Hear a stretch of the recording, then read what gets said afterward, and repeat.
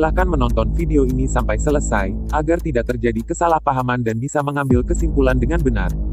Video ini hanya untuk mengungkapkan peristiwa yang terjadi, berdasarkan kesaksian Dr. Subandrio. Video ini adalah murni sebagai bahan pembelajaran dan penelitian sejarah. Tidak bermaksud membenarkan dan menyalahkan pihak manapun. Silahkan nilai dan analisa sendiri kebenarannya berdasarkan kesaksian Dr. Subandrio dalam video ini.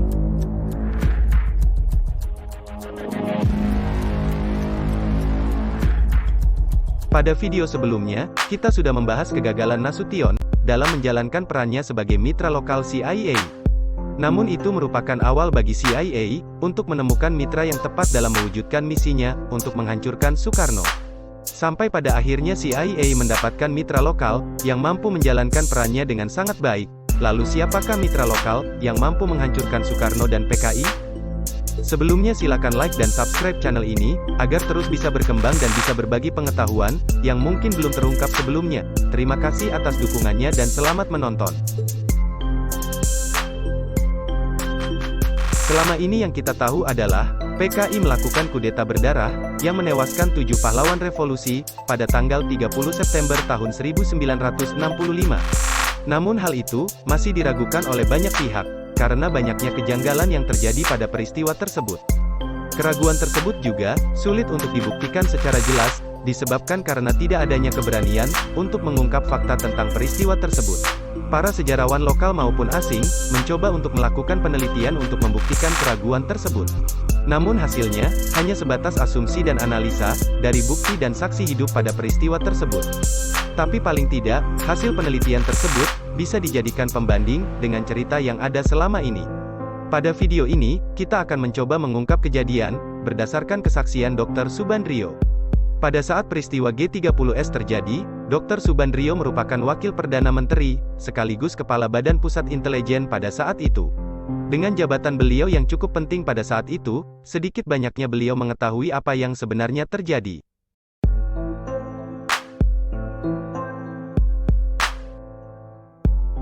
Menurut kesaksian Dr. Subandrio, Jenderal Soeharto merupakan dalang utama pada peristiwa G30S. Dialah mitra lokal CIA yang mampu mewujudkan misi besar CIA dalam menghancurkan Soekarno dan PKI. Kesaksian Dr. Subandrio ini mengejutkan banyak pihak terutama rakyat Indonesia, karena pada saat itu, Soeharto tampil sebagai pahlawan karena mampu menghabisi PKI. Kita akan mencoba menelusuri bagaimana awal kisah Soeharto dalam upaya menghancurkan Soekarno dan PKI, menurut kesaksian Dr. Subandrio dalam video ini.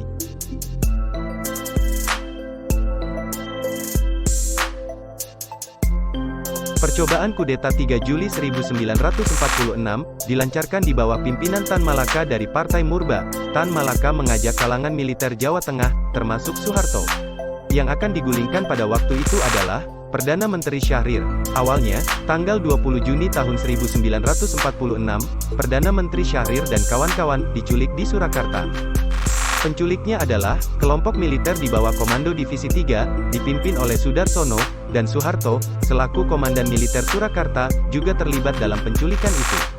2 Juli 1946, kelompok penculik berkumpul di markas Soeharto sebanyak 2 batalion, pasukan lantas dikerahkan untuk menguasai beberapa sektor strategis, seperti RRI dan Telkom. Malam itu juga, mereka menyiapkan surat keputusan pembubaran Kabinet Syahrir, dan menyusun kabinet baru yang sedianya akan ditanda tangani oleh Presiden Soekarno, di Istana Negara Yogyakarta. Esok harinya, SK dibuat dengan keputusan Presiden, untuk memberhentikan seluruh kabinet pemerintahan Syahrir, yang harus ditanda tangani oleh Soekarno. Tapi percobaan kudeta ini gagal, dan para pelakunya ditangkap dan ditahan. Persis pada saat itu, Soeharto berbalik menangkapi komplotan penculik. Ia berdalih, keberadaannya sebagai anggota komplotan penculik, merupakan upayanya mengamankan penculik. Itulah karakter Soeharto, ia bangga dengan hal itu, dan Soeharto tidak merasa malu, berbalik arah dari penjahat menjadi penyelamat.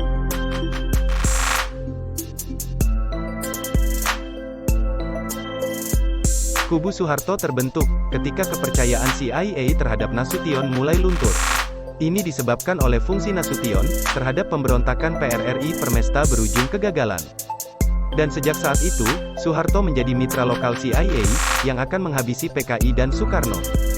Inilah pemain inti dalam kubu Soeharto. Kubu Soeharto ini terbentuk setelah Soeharto menjadi Pangkostrat. Pertama adalah Yoga Sugama, sebagai Kepala Intelijen Kostrad. Yang kedua adalah Ali Murtopo, sebagai Wakil Kepala Intelijen Kostrad. Yang ketiga adalah Soeharto sendiri, sebagai Pangkostrat yang mengepalai dan mengkoordinir setiap aksi yang akan mereka lakukan. Pertama, kita akan membahas siapa dan bagaimana peran Yoga Sugama dalam kubu Soeharto. Awal Januari 1965, di kantor Kedutaan Besar RI untuk Yugoslavia di Beograd, datang sepucuk surat yang ditujukan kepada Dubes RI untuk Yugoslavia, yaitu Yoga Sugama.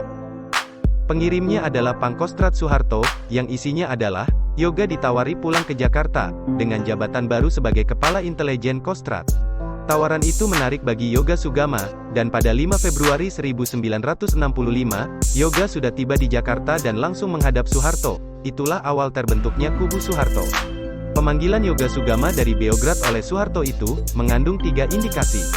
Pertama, Yoga kembali ke Indonesia tidak melalui jalur normal. Seharusnya penarikan Yoga dari jabatan Dubes RI untuk Yugoslavia, dilakukan oleh Menpangat Ahmad Yani. Tapi yang terjadi adalah, Yoga ditarik oleh surat panggilan Pangkostrat Maijen Soeharto. Kedua, tujuan kepulangan Yoga ke tanah air adalah, bersama-sama Soeharto menyabotase politik-politik Bung Karno. Dan ketiga, mereka bertujuan untuk menghancurkan PKI. Kemudian tokoh selanjutnya dalam kubu Soeharto adalah, Ali Murtopo. Ali Murtopo sudah bergabung terlebih dahulu dalam kubu Soeharto, yang mewakili Badan Intelijen Kostrad. Yang menjadi perhatian kubu Soeharto, sama sekali tidak menyangkut hal yang berkaitan dengan Panglima AD, tapi lebih tertuju pada Bung Karno dan PKI.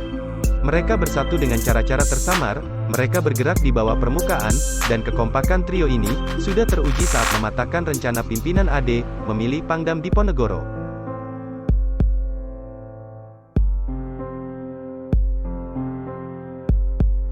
Ceritanya saat itu, pimpinan TNI AD mencalonkan Kolonel Bambang Supeno, sebagai Pangdam Diponegoro. Rencana pencalonan itu diketahui oleh perwira-perwira yang ada di sana.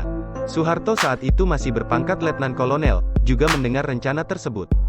Hebatnya, meskipun pangkat Soeharto lebih rendah dibanding Bambang Supeno, namun ia berani merebut posisi Pangdam.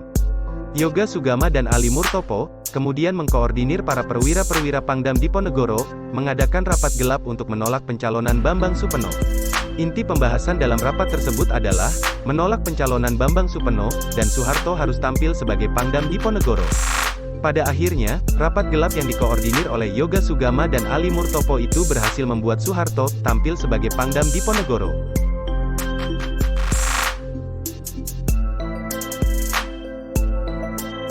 Setelah Soeharto menjadi Pangdam Diponegoro, Soeharto banyak melakukan bisnis ilegal yang bekerja sama dengan Lim Siuliong dan Bob Hasan.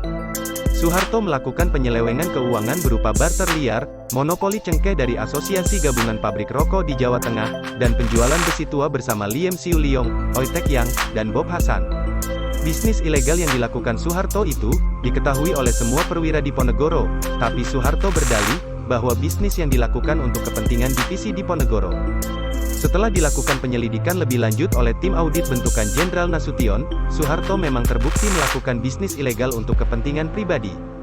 Tim audit terdiri dari Suprapto sebagai ketua tim penyelidikan, Suwondo Parman, MT Haryono, dan Sutoyo Siswomiharjo. Dari keempat orang tim audit yang melakukan penyelidikan, pada akhirnya menjadi korban pada peristiwa G30S.